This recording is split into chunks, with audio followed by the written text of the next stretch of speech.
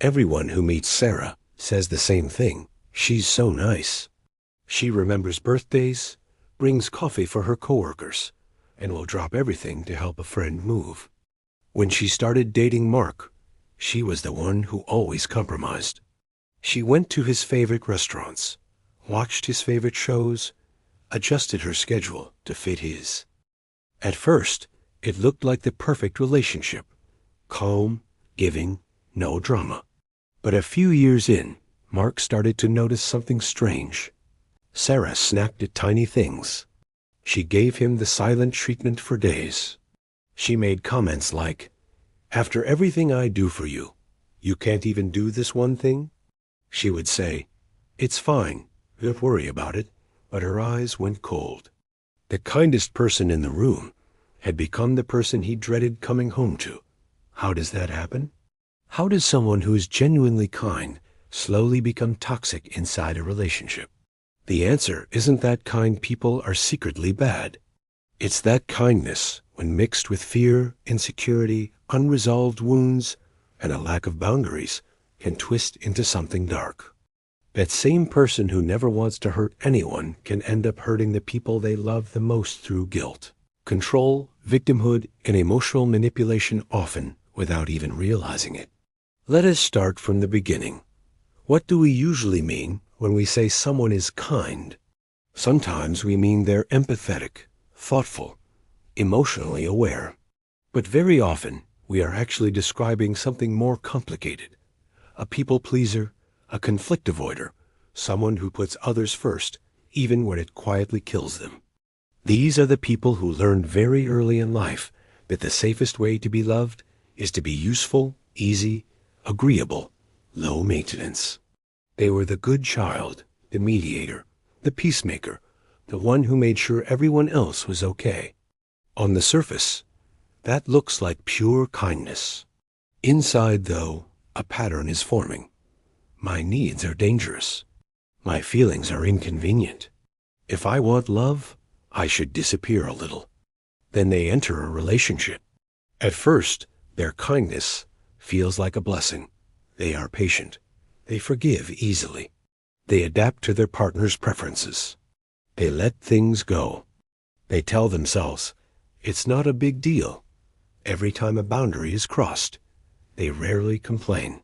They swallow discomfort in the name of harmony. Their partner gets used to this. They're so understanding, so chill, so low drama. But here's the catch.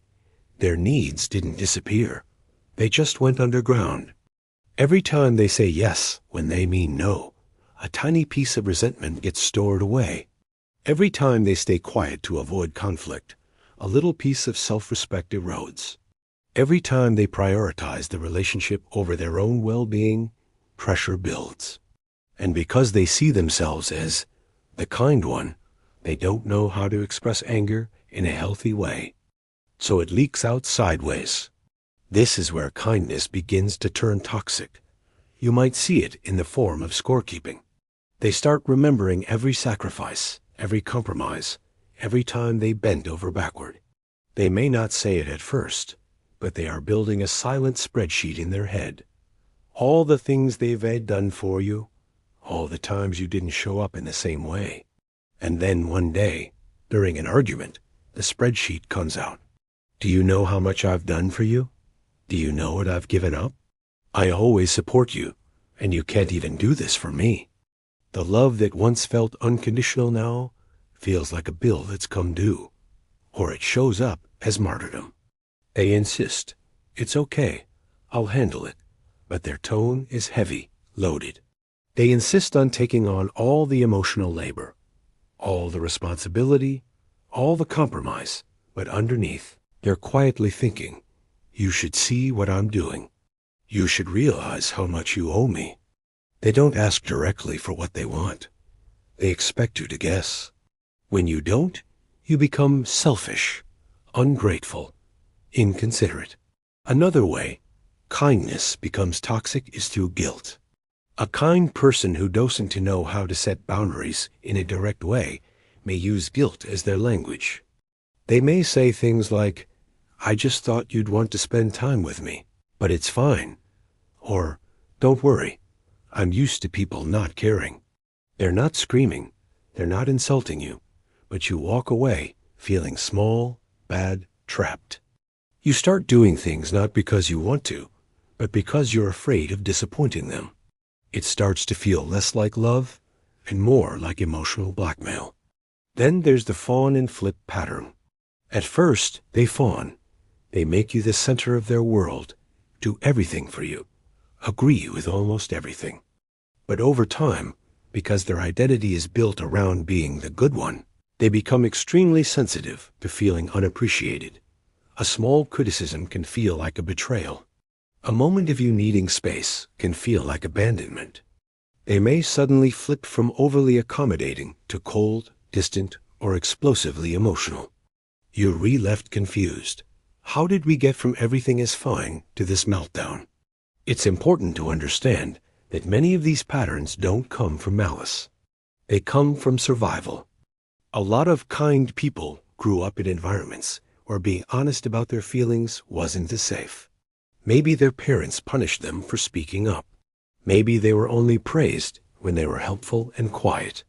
Maybe they learned that love is something you earn by overgiving and overfunctioning. These lessons don't vanish just because someone becomes an adult. They walk into relationships with the same rule book. And here is where it gets even more complicated. Their kindness doesn't just hurt others. It slowly poisons them too. Constantly saying yes when they mean no leads to burnout. Always prioritizing their partner's needs leads to self-abandonment. Internalizing the role of the good one means they don't allow themselves to be human, jealous, angry, tired, flawed.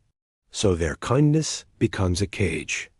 They start to feel invisible, used, invisible again. They start to believe, no one ever gives back to me the way I give to them. That belief hardens into bitterness. And bitterness, when not dealt with, almost always turns toxic. This is where you see contempt creeping in. Subtle eye rolls, sarcastic comments, little digs like, of course you forgot, you always do. Or, I guess your needs are the only ones that matter. They might stop believing in the relationship, but stay anyway, because leaving feels like failure. So they stay, but emotionally, they begin to punish. Punish through distance. Punish through criticism. Punish through passive aggression. Punish by shutting down intimacy and then blaming you for not trying hard enough. So the question becomes, when kindness has turned toxic like this, what can be done? Let us look at this from two angles. What to do if you recognize yourself as the kind person who is drifting into toxicity, and what to do if you're the partner on the receiving end. If you are the kind person who feels yourself becoming resentful, controlling, or emotionally manipulative, the first step is brutal honesty with yourself. Your kindness is not as clean as you think it is when it comes with silent expectations attached. Doing things for love while secretly keeping score isn't generosity. It's a contract you never voiced out loud. You're asking people to pay a bill they didn't know they were running up. That doesn't mean your pain isn't real. It just means your strategy isn't working. You need to do something that may feel completely unnatural. Start putting your needs in the room. This might look like saying, I'm happy to help, but I'm exhausted tonight. Can we plan it for the weekend instead? It might look like, when you cancel plans last minute, I feel unimportant. I need more reliability from you. It might look like saying no, even when someone is disappointed, and letting that disappointment exist without scrambling to fix it. You might be terrified that if you stop overgiving, people will leave. Some might. But the ones who stay will be the ones who love you, not just your usefulness. You will also have to confront your relationship with conflict. Many kind people equate disagreement with danger. They believe that if they speak up, everything will break. So they avoid hard conversations until things explode. But healthy relationships are not relationships without conflict. They are relationships where conflict becomes a path to understanding instead of a battlefield. Practicing small, Honest conversations early, instead of waiting until resentment has built to a breaking point, is key. You may need help with this. Therapy, coaching, or even good books on boundaries and attachment can give you language you never learned as a child. How to ask for what you need, how to tolerate someone else's disappointment, how to stay in the room emotionally without hiding behind either smiling compliance or silent hostility. Most importantly, you have to give yourself permission to stop playing the role of the martyr. You are allowed to be sometimes selfish in healthy ways. You are allowed to rest. You are allowed to not be the one who always fixes everything. When you start honoring your limits, your kindness becomes cleaner because it's chosen, not forced, and it doesn't come with a hidden invoice. Now, what if you're on the other side of this dynamic? What if you're with someone who seems incredibly kind, but leaves you feeling guilty, controlled, or emotionally drained? The first step is to trust your experience. Just because your partner is nice doesn't mean the way you feel is automatically wrong. Toxicity is not always loud. Sometimes it's quiet, soft-spoken, and wrapped in phrases like, "I just care too much," or "I'm only like this because I love you." Pay more attention to how you consistently feel around them than to how they appear to others. Ask yourself some simple questions. Do you often feel like you're walking on eggshells? Not because they explode with rage, but because they get hurt or sulky easily. Do you feel like you owe them constant emotional debt because of everything they've done for you? Do you feel more controlled by their guilt than by clear requests? Do you find yourself doing things out of fear of upsetting them rather than genuine desire? If the answer to many of those is yes, you might be dealing with kindness turned toxic. The next step is to bring the pattern into the light, calmly but clearly. Not in the middle of a fight, and not as an attack, but as an honest observation. You might say something like, "I appreciate how much you do for me. I really do. But sometimes I feel like there's a lot of unspoken pressure attached. When you say it's fine, but act upset, I feel guilty and controlled instead of loved. I want us to be able to talk about our needs more directly, instead of using guilt or silence." This kind of conversation will probably be uncomfortable. They may feel accused or misunderstood. A truly abusive person will flip it on you, gaslight you, or refuse to engage. But a partner who is genuinely kind at their core, yet stuck in unhealthy patterns, might initially get defensive and then slowly begin to reflect. Watch what they do after the conversation, not just what they say during it. Do they try to listen? Do they show curiosity about their own patterns? Are they willing to read, learn, maybe seek help? Or do they double down and make you the villain? While you're having these conversations, you will also need to strengthen your own boundaries.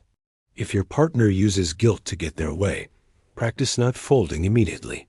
When they say, "It's okay, I'm used to being last on your list," instead of scrambling to prove you care, you might respond, "I do care about you, but I also have other priorities.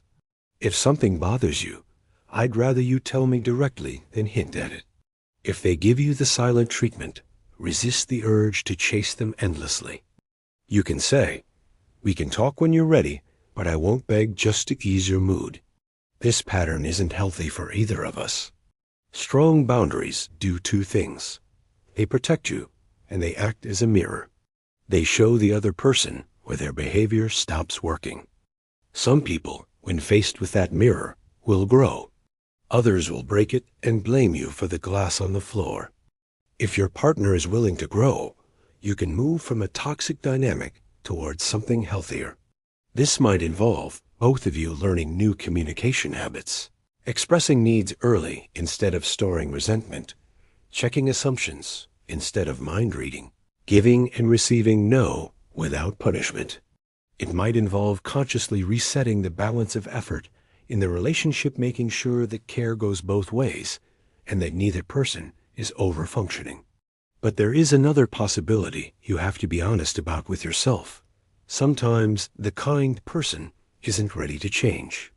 Sometimes their entire identity is built around being the victim, the one who gives everything while receiving nothing. They might be attracted to that story more than to the reality of an equal partnership. In those cases, no matter how gently you speak or how clearly you set boundaries, the dynamic will loop. They give too much, expect unspoken repayment, feel let down, and then punish. If that's the case, you have a hard choice to make. Staying in that relationship may mean slowly shrinking yourself to fit their fragile self-image, always managing their emotions, always trying not to be the villain in their internal story.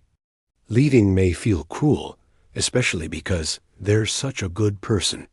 But you are allowed to end a relationship that is emotionally unhealthy, even if no one is screaming, hitting, or calling you names. Emotional suffocation is still harm. For some of you, this won't just be about romantic partners. You might recognize a parent who did everything for you, but made you feel forever indebted. A friend who is always there for you, but whose help comes with invisible strings. Or you might see yourself in the way you show up for others. Kind doesn't automatically mean healthy. Sometimes the most loving thing you can do for others and for yourself is to stop using kindness as a shield, a bargaining chip, or a way to avoid your own feelings. So why do kind people become toxic in relationships? Because unexpressed needs don't disappear. Suppressed anger doesn't dissolve. Self-abandonment doesn't magically turn into deep connection. Over time, all the things you've done to say and all the ways you keep giving past your limits come back as resentment, control, guilt, and emotional games. The path forward isn't to be less kind. It's to be more honest. Kindness needs boundaries to stay clean. Generosity needs self-respect to stay pure. Love needs truth to stay alive. If you're the one whose kindness has turned heavy and bitter, you are not a monster. You can learn. You can start small. You can practice saying, I want, I don't want, I'm hurt, I'm tired, instead of always saying, it's fine. You can begin to give less, but more honestly. And you might find that your relationships become deeper, not weaker, when you stop trying to earn love and start letting yourself simply be loved. And if you're with someone whose kindness hurts, remember, you're not ungrateful or selfish for needing air. You're not a bad person for wanting a relationship where love feels like freedom, not obligation. You can invite them into a healthier way of relating. You can offer empathy and clarity. But you are not obligated to stay in a story where your role is permanent debtor and theirs is permanent martyr. In the end, the real question isn't, are you kind? It's, is your kindness honest, free, and grounded in self-respect? Or is it a mask you wear until it cracks? Because when the mask cracks, what spills out is everything you are afraid to say. And that, more than anything, is how kind people become toxic, not because they love too much, but because they keep too much in the dark.